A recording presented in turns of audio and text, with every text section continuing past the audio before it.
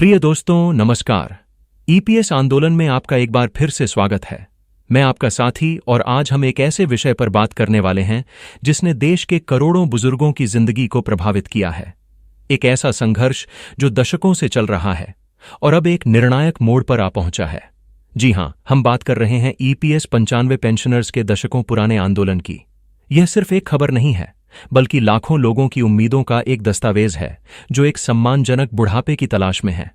इस रिपोर्ट में हम उन सभी महत्वपूर्ण घटनाओं का विस्तार से विश्लेषण करेंगे जिन्होंने इस शांत क्रांति में नई जान फूंक दी है। तो आइए इस पूरी कहानी को गहराई से समझते हैं। बरसों से ईपीएस 95 पेंशनर्स की आवाज को सत्ता के गलियारों में नजरअंदाज किया जाता रहा है। एक छोटी सी पेंशन जो आज की महंगाई में ऊंट के मुंह में जीरे से भी कम है, उसके सहारे जीवन बिताना किसी चुनौती से कम नहीं। लेकिन जैसा कि कहते हैं, जब इरादे मजबूत हों तो पहाड़ भी रास्ता दे देते हैं। इसी संकल्प की मशाल को थामे नेशनल एजिटेशन कमेटी एनआईसी के राष्ट्रीय अध्यक्ष कमांडर अशोक रावत जी ने इस आंदोलन को एक अनुशासित और संगठित रूप दिया। उनका एक आह्वान, एक रणनीति पूरे देश के पेंशनर्स में एक नई ऊर्जा का संचार कर देती है। हाल ही में उनकी एक ऐसी ही रणनीति ने सरकार पर दबाव बनाने का एक अभूतपूर्व काम किया है। कमांडर अशोक रावत जी ने देश के सभी राज्यों के अध्यक्षों को यह स्पष्ट निर्देश दिया था कि वे अपने अपने संसदीय क्षेत्रों के सांसदों से मिलें और उन्हें अपनी पीड़ा, अपनी मांगों का एक विस्तृत ज्ञापन सौंपें। यह सिर्फ एक कागजी कार्रवाई नहीं थी, बल्कि यह लोकतंत्र के मंदिर तक अपनी आवाज पहुंचाने का सबसे शक्तिशाली माध्यम था। इस आह्वान के बाद जो हुआ वह अपने आप में एक मिसाल है। देश के कोने कोने से, उत्तर से दक्षिण और पूरब से पश्चिम तक एनआईसी की टीमों ने सांसदों के दरवाजे पर दस्तक देनी शुरू कर दी। इस सिलसिले की सबसे पहली और महत्वपूर्ण कड़ी महाराष्ट्र के शिरडी से जुड़ी। वहां के माननीय सांसद श्री सदाशिव वाघचरे जी, जो पहले भी पेंशनर्स के हक में अपनी आवाज उठा चुके हैं, उन्होंने न केवल स्थानीय टीम से ज्ञापन स्वीकार किया, बल्कि वे इस मुद्दे को सीधे श्रम मंत्री श्री मनसुख मांडविया जी के पास ले गए। उन्होंने मंत्री महोदय से व्यक्तिगत मुलाकात कर ईपीएस 95 पेंशन में तत्काल वृद्धि की जोरदार वकालत की। श्री वाघचरे जी का यह कदम इसलिए भी महत्वपूर्ण है क्योंकि वे पहले भी कई अवसरों पर संसद में इस मुद्दे को उठा चुके हैं। उन्होंने यह दृढ़ आश्वासन दिया है कि जैसे ही उन्हें अवसर मिलेगा वे इस ज्ञापन को संसद में रखेंगे और इस पर बहस की मांग करेंगे। यह एक सांसद की अपनी जिम्मेदारी के प्रति गंभीरता को दर्शाता है।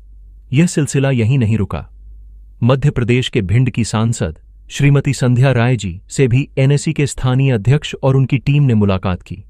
उन्होंने बड़ी ही संवेदनशीलता के साथ पेंशनर्स की समस्याओं को सुना और उन्हें यह भरोसा दिलाया कि वे उनके इस ज्ञापन को सीधे देश के प्रधानमंत्री श्री नरेंद्र मोदी जी तक पहुंचाने का हर संभव प्रयास करेंगी। यह आश्वासन कोई छोटा मोटा नहीं है। यह इस बात का संकेत है कि अब यह मुद्दा सर्वोच्च स्तर पर पहुंचने की क्षमता रखता है। इसी तरह राजस्थान के चित्तौड़गढ़, जो अपनी वीरता और स्वाभिमान के लिए जाना जाता है, वहां के सांसद और एक वरिष्ठ नेता श्री सीपी जोशी जी को भी ज्ञापन सौंपा गया। उन्होंने भी पेंशनर्स की टीम को निराश नहीं किया और यह वचन दिया कि वे इस ज्ञापन को प्रधानमंत्री कार्यालय तक पहुंचाने में अपनी पूरी भूमिका निभाएंगे। इस अभियान की गूंज केवल एक या दो राज्यों तक सीमित नहीं रही। देश के हर कोने में, चाहे वह रोडवेज कर्मचारियों का संगठन हो या कोई और श्रमिक यूनियन, सभी ने अपने अपने सांसदों को ज्ञापन सौंपकर इस महाअभियान में अपना योगदान दिया। यह एक ऐसा जन दबाव था जिसे अब नजरअंदाज करना मुश्किल होता जा रहा था। और जब बात हो रही हो जन आंदोलन की, तो हम श्रीमती सुप्रिया सुले जी के उस शक्तिशाली भाषण को कैसे भूल सकते हैं, जिसने इस मुद्दे को एक नई धार दे दी। ग्रामीण बैंक कर्मचारियों द्वारा आयोजित एक विशाल सम्मेलन में जब श्रीमती सुप्रिया सुले जी ने माइक थामा, तो उन्होंने ईपीएस 95 पेंशनर्स की पीड़ा को जिस बेबाकी और तार्किकता के साथ उठाया, उसने सभी को सोचने पर मजबूर कर दिया। उन्होंने सीधे सरकार से सवाल किया, एक ऐसा सवाल जो हर पेंशनर के दिल में है। श्रमिकों ने अपनी गाढ़ी कमाई से जो अंशदान दिया था, वह पैसा आखिर गया कहाँ? उन्होंने इस तथ्य को उजागर किया कि ईपीएफओ बार बार घाटे का रोना रोता है, लेकिन वह यह नहीं बताता कि दशकों तक जो करोड़ों कर्मचारियों का पैसा उसके पास जमा होता रहा, उसका हिसाब किताब क्या है। श्रीमती सुप्रिया सुले जी ने याद दिलाया कि कैसे स्वर्गीय श्री अरुण जेटली जी, जो भले ही भारतीय जनता पार्टी के थे, लेकिन एक बेहद सुलझे हुए नेता थे। और कैसे जब डॉमी मनमोहन सिंह जी की सरकार थी, तब विपक्ष में बैठी भाजपा ने यह वादा किया था कि उन्हें एक अवसर दीजिए, वे EPS 95 की समस्या का समाधान कर देंगे। उन्होंने तीखा व्यंग्य करते हुए कहा कि आज भी बेचारे बुजुर्ग अपनी EPS 95 की टोपी और टी-शर्ट पहनकर न्याय के लिए भटक रहे हैं। किसी को 500, किसी को 1000, किसी को तो 3000 भी नहीं मिलते, जबकि उनका हक कम से कम 7500 रुपये या 15000 रुपये का बनता है। उन्होंने जोर दिया कि यह उनका अपना पैसा है, कोई भीख नहीं, ये कोई कैश का पैसा नहीं, ये टैक्स दिया हुआ व्हाइट मनी है। उन्होंने सरकार की नीतियों पर सवाल उठाते हुए कहा कि आज स्थिति यह है कि अगर आप सरकार के साथ हैं तो आपके सारे गुनाह माफ हैं, और अगर आप उनके खिलाफ हैं तो आप ईमानदार होकर भी प्रताड़ित होंगे। उन्होंने विश्वास जताया कि पेंशनर्स यह लड़ाई न सिर्फ लड़ेंगे बल्कि जीतेंगे भी। दोस्तों, यह तो थी जमीनी स्तर पर और राजनीतिक गलियारों में बन रहे दबाव की कहानी। लेकिन अब मैं आपको उस सबसे बड़ी और सबसे ताज़ा खबर की ओर ले चलता हूं, जिसने उम्मीद के इस दिए की लौ को सबसे ज्यादा तेज किया है। यह खबर सीधे दिल्ली से श्रम मंत्रालय के बंद दरवाजों के पीछे से निकलकर आई है। जैसा कि आप सभी जानते हैं, 4 और 5 अगस्त को दिल्ली के जंतर मंतर पर एक विशाल आंदोलन हुआ था। उस आंदोलन की गूंज सीधे श्रम मंत्रालय तक पहुंची। उस आंदोलन की समाप्ति के कुछ ही दिनों के भीतर एक अभूतपूर्व घटना घटी। श्रम एवं रोजगार मंत्री श्री मनसुख मांडविया जी की ओर से कमांडर अशोक रावत जी और उनकी कोर टीम को एक आधिकारिक निमंत्रण भेजा गया। यह कोई सामान्य मुलाकात नहीं थी, यह सरकार की ओर से बातचीत का एक औपचारिक बुलावा था। कमांडर अशोक रावत जी के नेतृत्व में नेशनल एजुटेशन कमेटी के 11 प्रमुख पदाधिकारी इस ऐतिहासिक बैठक के लिए श्रम मंत्रालय पहुंचे। इस टीम में राष्ट्रीय महासचिव आदरणीय वीरेंद्र सिंह राजावत जी, राष्ट्रीय मुख्य समन्वयक आदरणीय रमाकांत नरगुंड जी, उत्तर भारत के मुख्य समन्वयक श्री सुरेश जी, उत्तराखंड से हमारे साथी दिल्ली के राष्ट्रीय सचिव, महाराष्ट्र के संगठक श्री अजीत कुमार जी, महाराष्ट्र के कोऑर्डिनेटर श्री संजय पाटिल जी, राष्ट्रीय कोषाध्यक्ष आदरणीय S. नारखेड़े जी, राष्ट्रीय महिला सचिव श्रीमती शोभा नारखेड़े जी और मीडिया प्रभारी तथा राष्ट्रीय सचिव श्री राजीव भटनागर जी जैसे सभी प्रमुख चेहरे शामिल थे। यह बैठक कोई 5-10 मिनट की औपचारिक बैठक नहीं थी, यह बैठक पूरे 2 घंटे तक चली। जी हां, आपने सही सुना, पूरे 2 घंटे तक मंत्री महोदय ने पेंशनर्स के प्रतिनिधियों के साथ एक एक बिंदु पर विस्तार से चर्चा की। बैठक के बाद जब कमांडर अशोक रावत जी ने मीडिया को संबोधित किया तो उनके शब्दों में एक नई चमक थी, एक नया आत्मविश्वास था। उन्होंने बताया कि मंत्री जी ने बड़ी ही गर्मजोशी से उनका स्वागत किया और कहा कि वे उनके आंदोलन से पूरी तरह वाकिफ हैं। और फिर मंत्री जी ने वह बातें कहीं जिनका इंतजार करोड़ों पेंशनर्स दशकों से कर रहे थे। श्री मनसुख मांडविया जी ने प्रतिनिधिमंडल को बताया, आपकी फाइल पूरी तरह से तैयार है। यह एक बहुत बड़ा बयान था, लेकिन इससे भी बड़ी खबर यह थी कि उन्होंने आगे कहा, और इस फाइल को वित्त मंत्रालय से भी स्वीकृति मिल चुकी है। दोस्तों, यह इस पूरे संघर्ष का सबसे बड़ा मील का पत्थर है। वित्त मंत्रालय की मंजूरी का अर्थ है कि पेंशन वृद्धि की सबसे बड़ी वित्तीय बाधा पार हो चुकी है। जब प्रतिनिधिमंडल ने पूछा कि अगर सब कुछ तैयार है तो फिर इसमें देरी क्यों हो रही है, तो इस पर मंत्री जी का जवाब और भी ज्यादा चौंकाने वाला और उम्मीद जगाने वाला था। उन्होंने कहा, देरी इसलिए हो रही है क्योंकि मेरा प्रयास यह है कि मैं आपको ज्यादा से ज्यादा दे सकूं।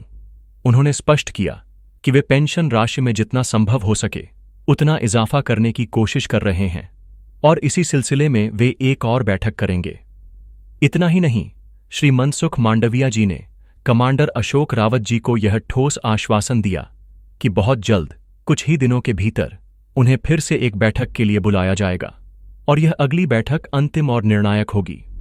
इस बैठक में स्वयं श्रम मंत्री जी, कमांडर अशोक रावत जी और उनकी टीम के साथ साथ श्रम मंत्रालय और वित्त मंत्रालय दोनों के वरिष्ठ अधिकारी मौजूद रहेंगे। उस बैठक में अंतिम निर्णय लिया जाएगा कि पेंशन में कितनी वृद्धि की जाएगी। यह खबर किसी सपने के सच होने जैसी है। जिस अंतिम बैठक का इंतजार था, जिसमें वित्त और श्रम मंत्रालय दोनों के अधिकारी एक साथ बैठे, अब वह हकीकत बनने जा रही है। कमांडर अशोक रावत जी और उनकी टीम के अथक प्रयासों का ही यह फल है कि आज सरकार बातचीत की मेज पर इस स्तर तक पहुंची है। अब सवाल यह उठता है कि पेंशन कितनी बढ़ेगी। हालांकि एनएसई की मांग स्पष्ट रूप से 7,500 रुपये न्यूनतम पेंशन और उस पर महंगाई भत्ते डीए की है। मंत्री जी के शब्दों से कि वे ज्यादा से ज्यादा देना चाहते हैं, यह संकेत मिलता है कि सरकार इस मांग के प्रति सहानुभूति रखती है। यह राशि 7,500 रुपये से कुछ कम भी हो सकती है, और अगर पेंशनर्स का भाग्य प्रबल रहा तो शायद इससे कुछ ज्यादा भी हो सकती है। लेकिन सबसे महत्वपूर्ण बात जो कमांडर अशोक रावत जी ने स्पष्ट कर दी है वह यह है कि इस वृद्धि में महंगाई भत्ते का प्रावधान हर हाल में शामिल किया जाएगा। यह इसलिए जरूरी है ताकि भविष्य में बढ़ती महंगाई की मार से पेंशन की वास्तविक कीमत कम न हो। तो दोस्तों, इन सभी घटनाओं को एक साथ रखकर देखें तो तस्वीर बिल्कुल साफ हो जाती है। एक तरफ देश भर में सांसदों को झांपन सौंपकर एक जमीनी दबाव बनाया गया, दूसरी तरफ श्रीमती सुप्रिया सुले जैसी प्रखर वक्ता ने संसद के बाहर इस मुद्दे को राष्ट्रीय बहस का विषय बना दिया, और इन सब का परिणाम यह हुआ कि सरकार ने शीर्ष स्तर पर इस मामले का संज्ञान लिया और अब अंतिम समाधान की दिशा में कदम बढ़ा दिए हैं। वह उम्मीद की किरण जो कल तक क्षितिज पर बहुत दूर एक टिमटिमाते तारे की तरह दिख रही थी, आज वह पास आती हुई महसूस हो रही है। वह चिराग जिसकी रोशनी बहुत धीमी और दूर लग रही थी, अब ऐसा प्रतीत होता है कि वह हमारे आंगन में ही जलने वाला है। अशोक रावत जी के शब्द, मनसुख मांडविया जी का आश्वासन और सबसे बढ़कर वित्त मंत्रालय की स्वीकृति, यह सब मिलकर एक ही कहानी कह रहे हैं। आप सभी पेंशनर्स की दशकों की तपस्या अब फल देने वाली है। पूरी संभावना है कि आने वाले त्योहारों के मौसम में सरकार इस ऐतिहासिक घोषणा को अंजाम दे सकती है। अशोक रावत जी को जल्द ही उस अंतिम बैठक के लिए बुलाया जाएगा, और उस बैठक के बाद जो खबर आएगी वह करोड़ों चेहरों पर मुस्कान लेकर आएगी। सरकार अब जाग चुकी है और उसने यह मन बना लिया है कि ईपीएस 95 पेंशन में वृद्धि हर हाल में करनी है। यह आप सभी के संघर्ष, एकता और धैर्य की जीत है। यह कमांडर अशोक रावत और उनकी पूरी टीम के निस्वार्थ परिश्रम की जीत है। यह थी आज की सबसे महत्वपूर्ण और उत्साहजनक खबरें जो आपके साथ साझा करना अत्यंत आवश्यक था। अब उम्मीदें जगी हैं और उम्मीद है कि यह जल्द ही हकीकत में बदलेंगी। हम इस खबर पर अपनी पैनी नजर बनाए रखेंगे और जैसे ही कोई और अपडेट आएगा हम सबसे पहले आप तक पहुंचाएंगे। तब तक के लिए धैर्य बनाए रखें और उम्मीद का दामन थामे रहें। मिलते हैं अगले वीडियो में एक नई खबर के साथ। नमस्कार, जय हिंद।